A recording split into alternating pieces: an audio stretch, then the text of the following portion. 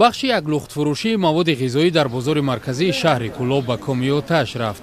شاهدان گفتند که سوختار نیمه شب 14 اوگوست رخ داد و با یاری آتش نشانها خاموش کرده شد.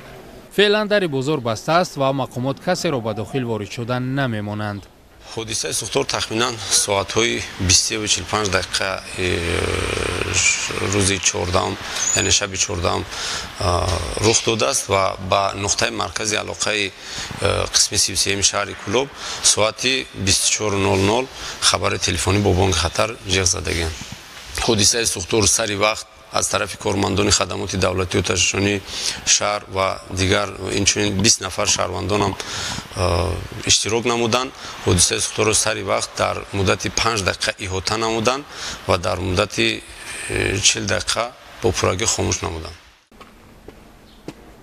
مساحت سوختار 60 متر مربع را در بر گرفته است. حالا مقامات ضرر سوختار را حدود 30,000 سامانی معین کردند و میگویند بازار را قصداً آتش زدند. سنجش عین زمان از طرف کارمندان ادامه دارد. در تخمینا سبب سر زدن سوختار از قصداً آتش زدن می باشند و عین زمان تفتیش ادامه دارد. گفته می شود حالا صاحبان دکانها در اداره پلیس بیانات می دهند و یک ساکن شهر کولوب را هم مقامات با گمان دست داشتن در آتش زدن انبار بازپرسی می کنند. آتش گرفتن بازارها در تاجیکستان سالهای اخیر زیاد به چشم می رسد.